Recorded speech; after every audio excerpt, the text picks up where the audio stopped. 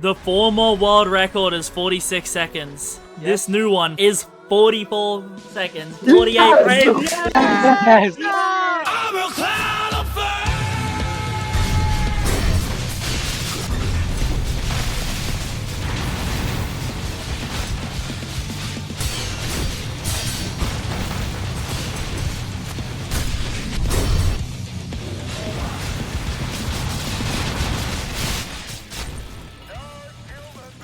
The best Enmity PvE build, casually holding the world record twice on speedrun.com at 43 and 46 seconds. This build is jam-packed with tons of quality of life features while having enough defense to resist Enmity's attacks, and doubling as the best PvE build for farming relics in the game, as my bank has become absolutely loaded in recent times. So in today's video, I'll be covering the stat orders for all three versions of the build, with variations that you can choose to run, as well as progression tips, and the mechanics that actually make this build so good against Enmity. Then we'll go over how to efficiently farm the boss. If you enjoy this video and want to see more PvE builds like it, make sure to like and subscribe, and join the Discord for the build maker link. Additionally, I have a new Enmity's party feature in my server. That way, if you're looking for people to run with, you can find them there. A huge thank you to my channel members, especially those kind souls on the mega and super tiers. They get these videos early along with other channel member perks. Starting off with the beginner build, this is the simplest build to run stat wise. I'll have the stat order on screen. You go any order post shrine as long as you do the weapon stat last. This build was used by one of my friends and fellow Enmity players, Toymaker, in order to do Enmity, and actually doubles as a pretty good Diluvian build. Due to how simple these stats are, there isn't really any way to say who originally made them, as pretty much everyone, including me, has thought of doing this at some point. So I'll list this build as an Iron Sing Diluvian build instead of the Shining Maelstrom like the other two. This isn't really a top tier Enmity build, as it does have a lot less offense than the other two versions, but overall it's a pretty good build to run if you're still learning the boss and think you might want to do Diluvian as well. Okay, now let's get on to the two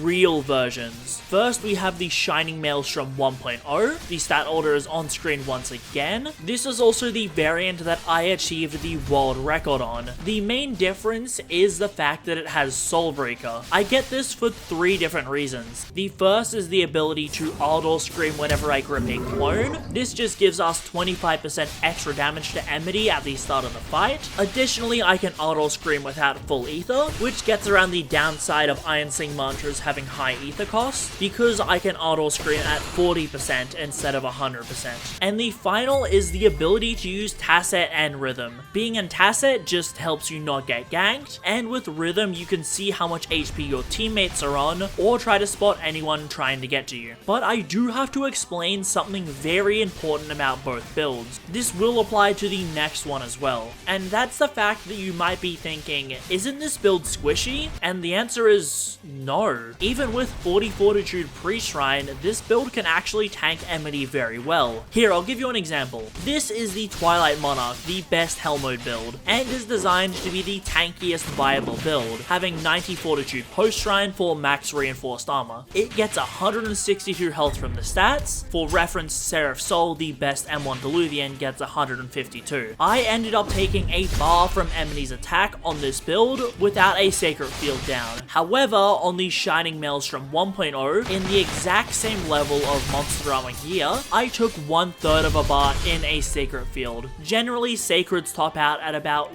1/3 physical damage. You can find this out by testing on another max power. So how did the Shining Maelstrom take as much damage as the tankiest PvE build in the game? And the answer is, despite the fact that reinforced armor is negating some of the pen, Enmity likely just has way too much of it. So let me oversimplify what I think is happening. If an attack does 150 damage and you have 500 HP, then you'll be left with 70% health. The Twilight Monarch has 40 more HP HP than the Shining Maelstrom, so with 540 HP, you'll be left on approximately 69% health. However, the Shining Maelstrom gets extra damage reduction through the Polished Armor talent, which should be at 9% at 82 Ironsing scaling, which, putting it through the same formula, leaves us at 73%, or more tanky than the Twilight Monarch, at least percent-wise, so that explains what you've seen in both of the clips. Again, this is relatively oversimplified, but it shows how the damage reduction can make up for the fact that Enmity's attacks just deal a lot of damage and have a lot of pen. For everything else though, it is typically better to have DR and HP. Enmity's just the exception. Additionally, if you do want to get even more tanky, then you can swap the Ironsing and Weapon Mastery stats around on the build, because this will get you Alloyed Blood. What this does is it makes you take 30% less bleed damage. Therefore, you're going to be even more tanky if you accidentally get hit.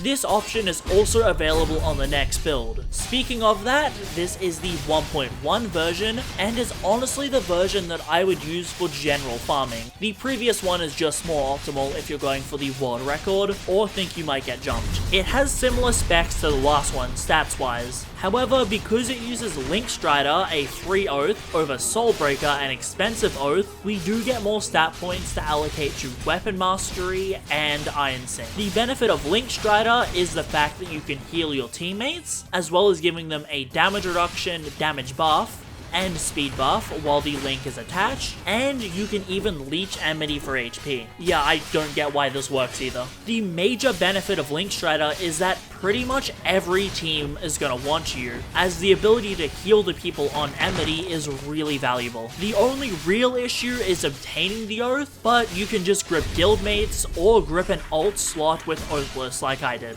Before we discuss the mechanics that make this build super powerful, there is a few bits of information that do apply to both builds that people are likely gonna ask. First, you'll run a Monster Armor kit. Even though Enmity resists DVM and Monster Armor, it is still somewhat effective and worth running against them. Next, you'll want to use a Pale Briar if you're running in lower player count or more experienced parties, but you'll run Enforcer's Axe otherwise. You won't run Evan Spear due to the fact Enmity actually resists bleed damage. Therefore, Enforcer's Axe is the highest raw DPS.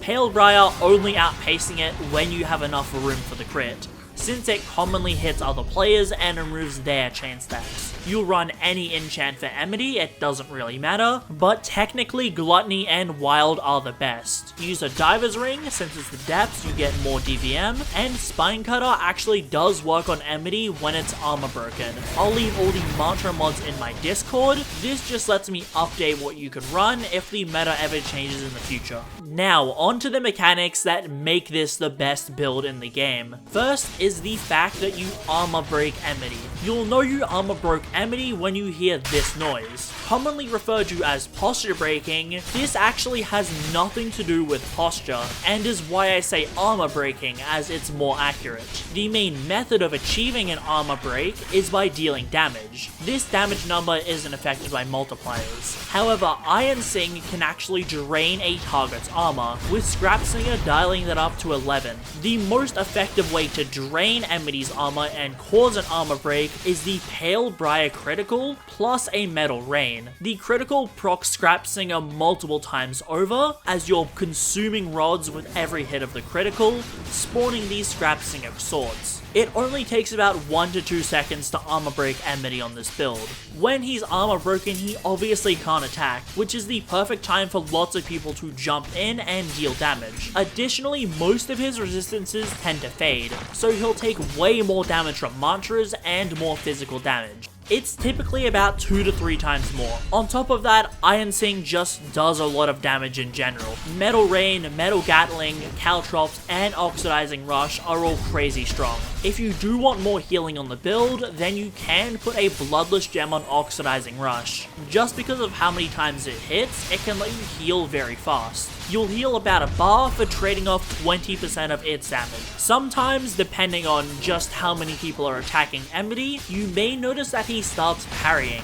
This typically happens when too many things are hitting him at once. The easiest way to avoid this is to not use Metal Gatling while he's being hit with Metal Rain, as this commonly seems seems to cause it. You can just have multiple metal rains active at a point in time, and it's usually fine. Additionally, you gain more defense from Scrap Singer, as whenever a Scrap Singer sword hits a target, you'll take reduced pen. Iron Skin is the most useful support mantra that you'll get on this build, as it allows you to regenerate your armor just at the cost of your ether. This includes the natural armor provided by an exoskeleton, so you'll always be resisting 10% more damage. On top of this, Scrap Slinger alone just repairs your armor mid-fight, so you're always going to have polished armor active, and the Ignition Deep Delver's passive won't cause you to take more damage, as there's no way you're gonna run out of armor. But speaking of damage, in terms of damage multipliers, we're sitting at 155% to your mantras and 175% to your M1s. This is in part achieved by using the Deep Owl equipment, just because it gives you the Underdog talent, normally costing 40 willpower. This can give you 13% more damage on the build, as it gives you both the benefit of dealing 3% more to targets with higher HP, and 10% more to targets that are bigger than you.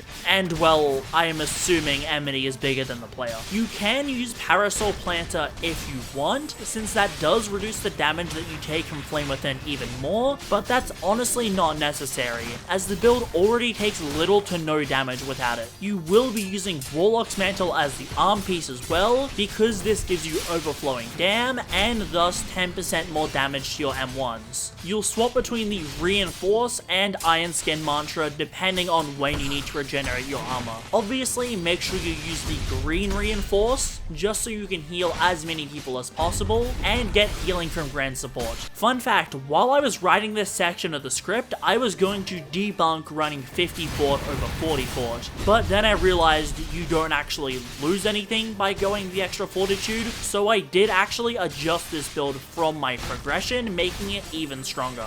Now is the question I'm sure you're gonna have. How do you actually fight the Heart of Enmity? Well, the best way to learn him is to stand behind whoever is currently parrying him. Due to the fact that these attacks have very big hitboxes, you can learn how to fight most of them. It's also really safe because you're far away from Enmity, therefore he won't be aggroed on you. So if you ever get low due to being hit too many times, you can just back up and Warriors Respite. After you get a bit more consistent at fighting Enmity, then you want to start parrying him with someone else. Generally one person in front and one person behind. That way if you ever get low, the other person can get closer to Enmity in order to aggro it, as its aggro sort of works based on whoever is the closest and currently hitting it. Although even if you do get hit, you want to make sure to not panic and just request that a support heals you. We do also need to discuss spacing for higher player count Enmities where multiple people are trying to damage him.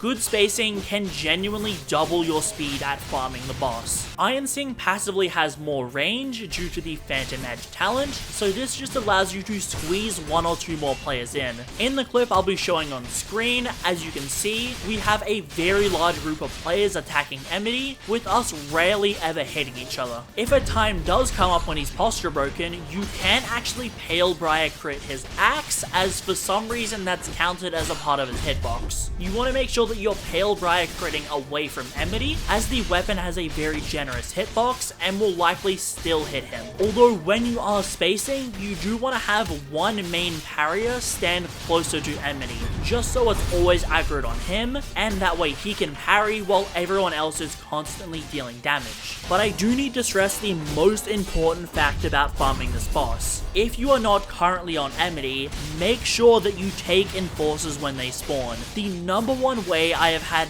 many of my friends wipe in the boss is just by people not taking the enforcers, leading to them getting killed by Enmity. You just stand near where they spawn, parry the enforcer, or just hold block and back up. You will get killed by the carriers or rest of the party, or blacklisted as a leecher in my Discord if you aren't taking enforcers. And while enchants don't affect Enmity, even though it was bugged for a little bit too, you do want to use the wild enchant for the enforcers, as this can make clearing out multiple of them a little easier. Although if you don't have a wild enchant stone lying around, it doesn't really matter. Additionally, just use Gluttony on the Centaur guards to regenerate your hunger and thirst. Using Deep Bound means that you'll never have insanity issues, as I've ran over 90 Enmities without ever going insane. So if you're fast at relogging and have a good party using these builds, then you can output by far the most damage and should be able to get anywhere from 30 to 40 enmities per hour, which is an insane amount of relics, and you'll likely drop Mantle in no time. This build currently holds the world record twice at 43 and 46 seconds. I'll leave the speedrun.com link in my Discord if you do want to actually look at the runs. Additionally, we did get a 1 minute 20 15 man enmity where half the people weren't actually doing any damage. So if you enjoyed this build and want to see more like it, make sure you like and subscribe and join the Discord. A huge thank you to my channel members, especially those kind souls on the Mega and Super tiers. They get these videos early along with other channel member perks. Check out the enmity parties feature in my Discord if you're looking to run some. Check out some more PvE content, and I'll see you all next time.